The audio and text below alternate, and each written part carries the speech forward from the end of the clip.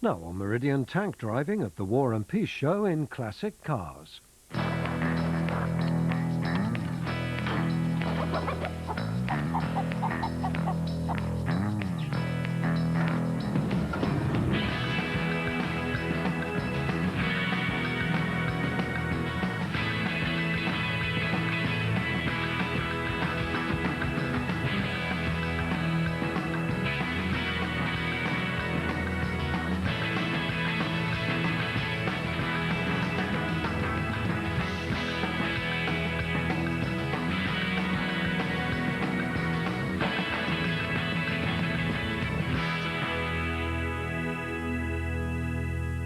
Hello and welcome to Classic Cars. This week I'm at the Hop Farm Country Park in Kent, learning how to handle almost 20 tonnes of metal monster in preparation for the War and Peace Show. And there'll be plenty more classic motoring action for you today, so let's take a look at what's coming up in the next half hour. Today on Classic Cars we join the military spectacular that is the War and Peace Show. We say happy birthday to the Jeep as the world's most famous 4x4 turns 60. In Classic Owner, we meet Roy and Liz Halsall from Salisbury, driving their 1941 Chevrolet Suburban. I'm Simon Taylor. We're at Donington for the Vintage Sports Car Club meeting to witness the return of two famous pre-war champions. Every year, this quiet field in Kent plays host to the biggest military vehicle spectacular in the world.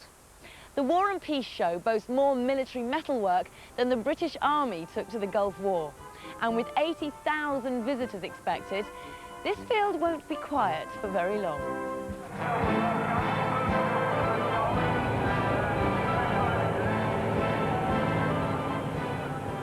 For over 20 years, people have been coming to the Hop Farm Country Park in Kent for the annual War and Peace Show.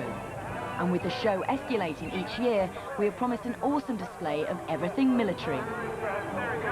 You should see everything from sort of a bicycle to a chieftain tank, and from just First World War, you get one or two pieces, very few and far between First World War. Obviously a lot of Second World War, and now with the armies downsizing in Europe, a lot of post-war with the British and American kit. Well, where Europe's concerned, we reckon that every country in Europe bar Liechtenstein has been represented. And I keep mentioning this because I'm actually waiting for the collector from Liechtenstein to appear and say, I have arrived. When you spend each summer surrounded by armoured vehicles, it's bound to rub off on you sooner or later.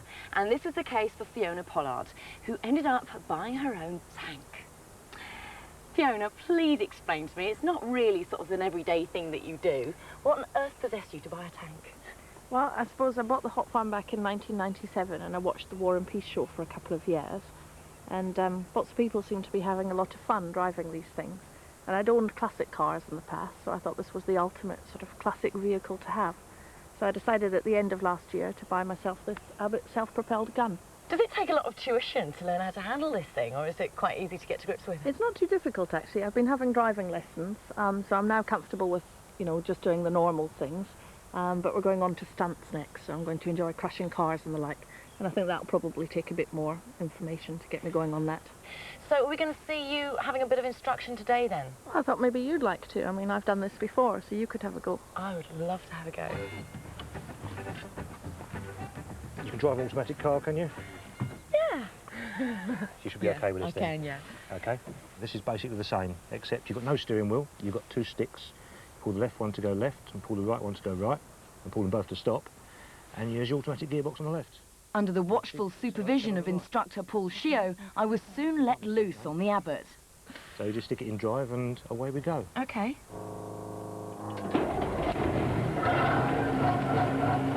Away you go.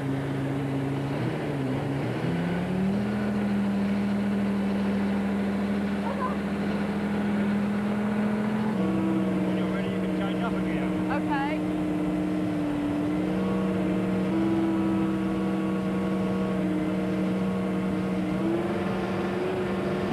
Yes, I'm putting on it now. Oh. Don't forget to keep accelerating. Yeah.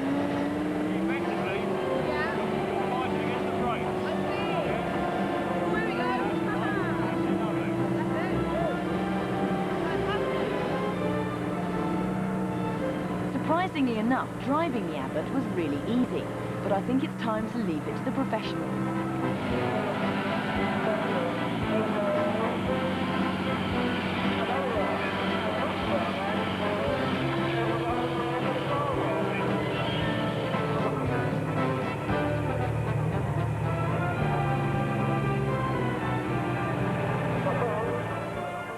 Amongst the tanks on display is this Churchill.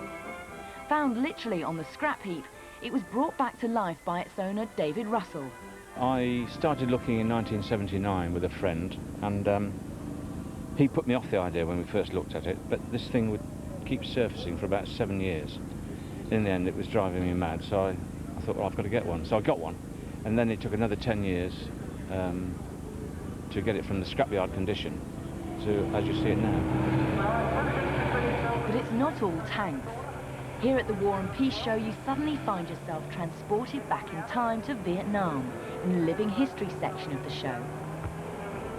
Every detail is conveyed in this makeshift camp. And from Vietnam, we move to northern France to the time of the Normandy landings with the Kent Reenactment Society. Well, we're called the Second Battle Group, and we're a living history and historical group portraying the Waffen-SS as we are today in France in 1944. This is really it for vehicles, you know, this is a major sort of vehicle event and reenactment event of the year, of the calendar, and we all look forward to coming full effort to get here. And you don't have to be part of a club or society to display at the show.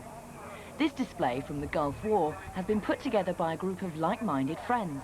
It came about that we were all like enthusiasts. We were English heritage members, and we used to visit castles, and we got into military shows, and I sort of bumped into this one sort of about 6 years ago and told all the friends about it. We came along, and then a friend bought a vehicle, and then we all joined in with him, and then I bought a vehicle, and it just sort of spiralled into that. Someone would buy a bit more equipment and a bit more, and it's just grown into this display now. Yeah, it's a wonderful bunch of people. Europeans come over here, Americans, and some of the people who did serve in the army love to see these old vehicles still running today. So overall it's great fun, really good fun to be here. One of wartime's most powerful icons is the Jeep. More of this later in the programme. But here at the show it really is a case of like father, like son, as Jeep owner Simon Smith has built his son a scaled-down version of his 1944 Ford GBW. Yeah, that's the 1/8 scale of my full-size Jeep for my son Andrew. It took me about 3 years. Homemade in the garage with an engine from a lawnmower, wheelbarrow wheels, and made from MDF board. And for 10-year-old Andrew, the huge fields here at the show enable him to make full use of the miniature vehicle. I thought it's good that I could go around because I can't go around at home. So I like taking the Jeep out at rallies.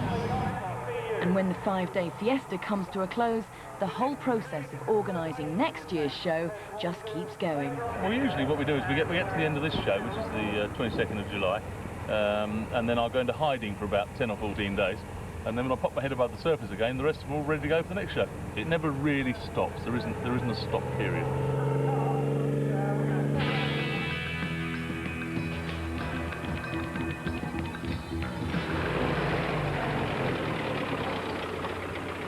This year marks an important wartime anniversary. It's 60 years since the Jeep went to war. And here at the War and Peace Show in Kent, over 300 of them have gathered, the biggest assembly of Jeeps in one place in Britain since 1945. The Jeep was born from a design by Karl Probst for the American Bantam Company. During World War II, the US Army made an order for the lightweight four-wheel drive, and subsequently 650,000 Jeeps saw service. They could handle every terrain. The Jeep became a worldwide motoring icon, building on its wartime reputation of being able to go anywhere and do anything, even turning into a makeshift ambulance. Expected to last just 60 hours in battle, thousands of Jeeps survived and are privately owned today. The history is very difficult to find on any Jeep. You know, it's more or less hearsay. And this one, as I say, is hearsay, was supposed to have been captured by the Germans. They used it because they loved Willys Jeeps. Then it was liberated again by the English. It's a very pleasant vehicle to drive. This, being an early 42s, it's only got 9 leaves to the springs, where they wanted to carry more bulky things and do things with them, and they added another 2, making it 11 springs, and they don't drive as well. I mean, I have various Land Rovers, but I mean, out of them, for fun, I prefer to drive these. The wartime demand for the Jeep was much higher than originally estimated, and the US Army had to spread their orders further afield. Bantam, who first produced it, designed it and first produced it, didn't have the production facilities to produce it in the numbers that the American armed forces wanted. So production was handed to Willis and Ford. About 50-50, they each produced about 300,000 of them. I caught the bug here 3 years ago at Beltring, and I sort of slept on it for a year, and shortly after the next Beltring I bought this. It goes very well. It has a top speed, in theory, of about 65 miles an hour, but I think you'd have to chase it with a Tiger tank to achieve that. We use it about town when the weather's reasonable. We go shopping in it. I take the kids to school in it. I do about half a dozen shows a year of various sorts, car shows, military shows. We've done a fair bit of work recently for the Royal British Legion, helping them with some of their parades. After the war, the British authorities decided to commission a homegrown vehicle, but the Rolls-Royce engine Champ ended up far more complex than the Jeep and more expensive. The order from the government was 17,000. They only completed that one order and then never ordered any more. They were so expensive to make. They could order 3 Series 1 Land Rovers for the price of one of these Champs. But the Champ is superbly made, and the expense was tough. Britain never ever liked spending the money, did they? But they're great little vehicles, and we find that they're very reliable on today's standards. This particular one behind us was sold in the early 60s at an army sale. 5 of them, including this one, went for £120. My wife remembered that 30 years ago her greengrocer had one. So 30 years on, she managed to contact her old greengrocer, now retired, who said, yes, I've still got it. If your husband wants it, come and take it away. So that was a freebie, which was great. You've got to be lucky in life sometimes. He then said, well, there's a matching trailer for it as well, and it's round the corner. And we thought that trailer will never be there, but when we went round there, it was still laying there. And everyone said, we're glad to get rid of it because it's in the way when we get the car out the drive. So we hitched it on, put a couple of batteries on the Champ, and she started first time. The Rolls-Royce engines are superb, there's no doubt about that.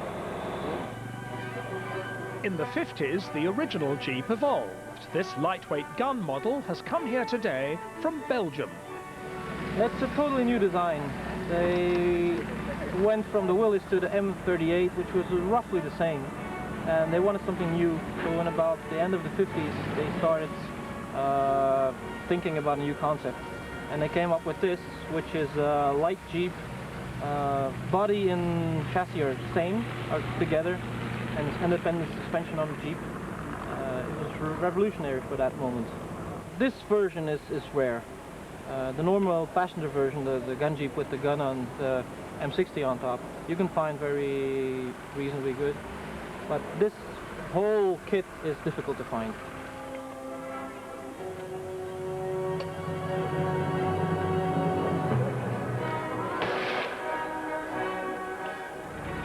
Years old, and this is still a great little car to drive. I wonder if we'll be saying that about today's 4x4s in 2061. Coming up after the break on Classic Cars, we meet Roy and Liz Halsall from Salisbury driving their 1941 Chevrolet Suburban. And motor racing expert Simon Taylor is witnessing the historic return of the auto unions to the Donington circuit.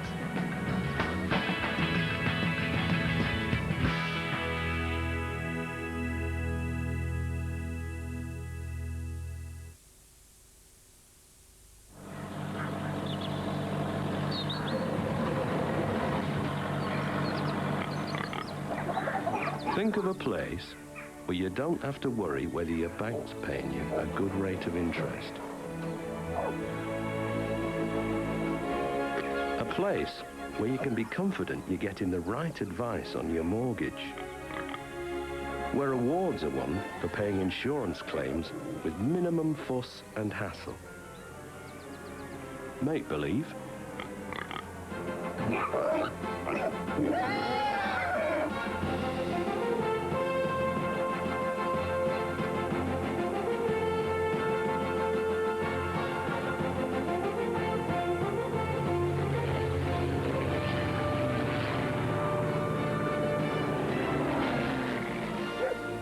Zurich.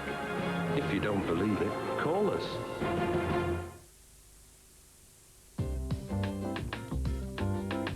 Decisions, decisions. At least deciding what to wear under your arms is easy. Dove deodorant gives you 24-hour protection. Has no alcohol. And with its 1/4 moisturizing cream, Dove takes care of your skin whatever you decide to wear. 24-hour protection and no alcohol. Dove deodorant, no compromise.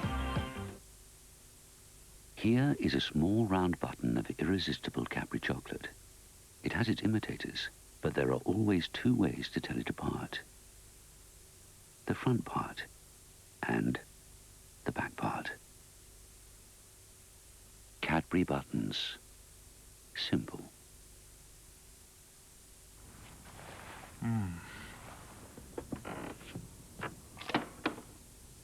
When you want to get it clean first time, try Ariel's First Known Bio. It has a unique Pure Clean system that loves really nasty stains, and it's dermatologically tested. We've done ever so well this week. No. Well, must be strong. Greasy stains? New Ariel Known Bio. That's another load off your mind. If you're a UK business, what network can you rely on to reach your customers quickly, cost efficiently, and in a way that makes them happy?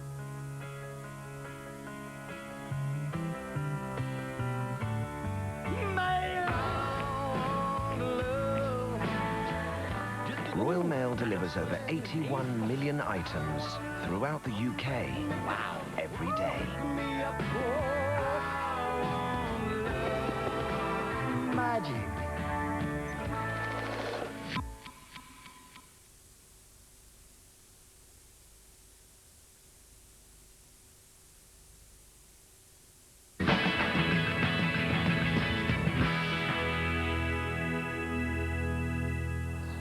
Welcome back to Classic Cars. Each week we turn the cameras onto you, the viewer. So let's meet today's classic owner.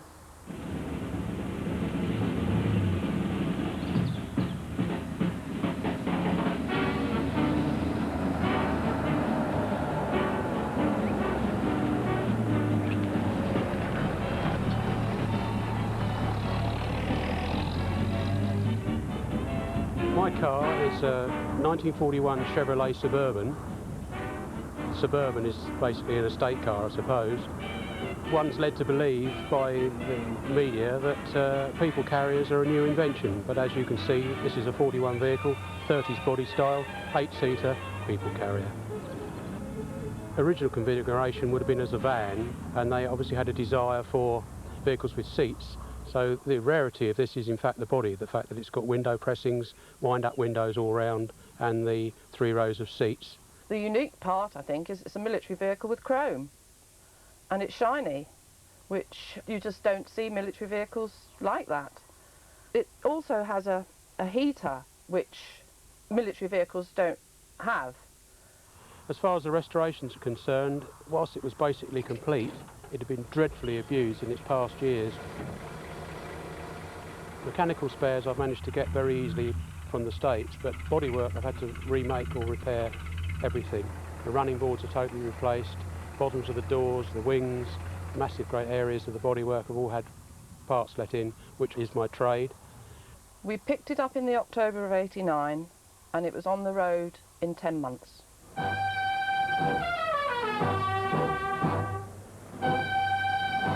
Bearing in mind It's a 30s design, and it's only very, very basic cart spring suspension, and it's very tall. It rides very, very smoothly.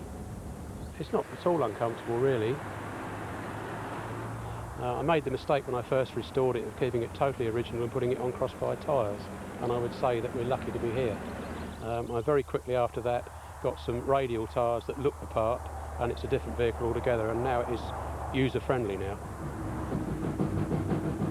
It's the only one that we're aware of, definitely in the UK. I have a friend up in Norfolk who's got the pickup version, because they were much more common. The body shape of this is the rarity. But I mean, they didn't make them in the thousands, we're talking quality of hundreds. And at the end of the day, it was a civilian vehicle, and that's the majority of them have gone by the way. I don't envisage parting with it. It's so practical. We can do classic car runs, classic commercial runs, military vehicle events. We'll keep the Chevy. Something dire will have to happen to get rid of it, but we will keep it for as long as we can.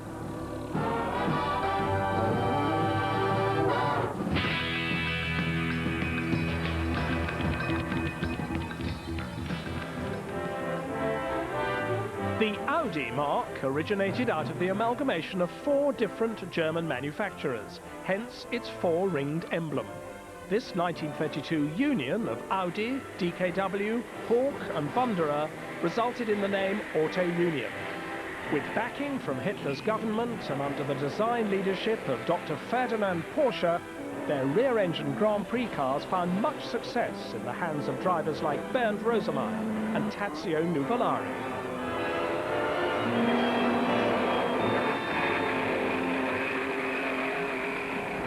This year's Vintage Sports Car Club meeting here at Donington is a very special occasion. In 1937 and 1938, the revolutionary rear-engined Grand Prix cars from Germany, made by Auto Union, came here to win the British Grand Prix. 63 years after winning the Grand Prix here, the German team returns to the Leicestershire circuit to give a younger generation the opportunity to see these extraordinary cars in action.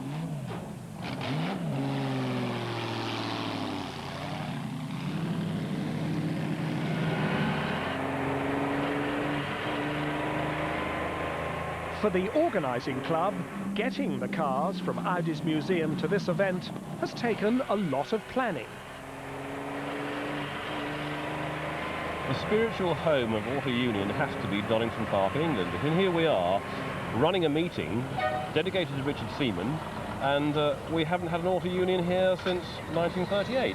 And so last year, things looked a little bit warmer. Wasn't very much longer after that we had an email saying, yes, it's fixed, we're definitely going to come to Donington. The International Grand Prix of 1937 and 38 attracted huge crowds who were staggered by the speed of the 2 German teams, Auto Union and Mercedes-Benz. They were light years ahead of the French, British and Italian entries in terms of design and performance. But although they're the stars of the show, the weekend isn't totally reserved for the mighty Auto Unions. Many other classic enthusiasts are taking to the circuit, including the father and son owners of this superb 4.5-litre Lagonda. Martin Bugler, this magnificent Lagonda is, I think, very much part of your family and your father's family. Absolutely. My father's had it for just over 30 years now, and after he rebuilt it, we put it into this sort of form, and it's been raced for, well, a good 23 years now. I wonder where the fascination really is, because you could buy a much more modern car for probably less money, go faster with rather less effort. Well, I guess so, but this car is so much fun to drive, and it's also nice to actually drive up to a meeting, strip it down, go onto the track, put it back together afterwards and drive home. It's just fun. Racing a priceless classic car is expensive, so it helps if you've got a spare million or two to invest in your hobby. And that's exactly what rock musician Nick Mason has been able to do. Nick, what's the connection between rock music and playing with old motor cars? I'm not sure, Simon, but I think it's probably money. I think I may have said that to you before, but certainly at the level that I now do it, it's a relatively expensive operation. I think that's, frankly, the main one. I think, actually, if you look at the people who race old cars, it's a wonderful variety of people. There are other musicians, but there's virtually all walks of life doing it. And as the meeting comes to a close and the cars return to the paddock, let's hope it won't be another 63 years before the auto unions return again to Donington.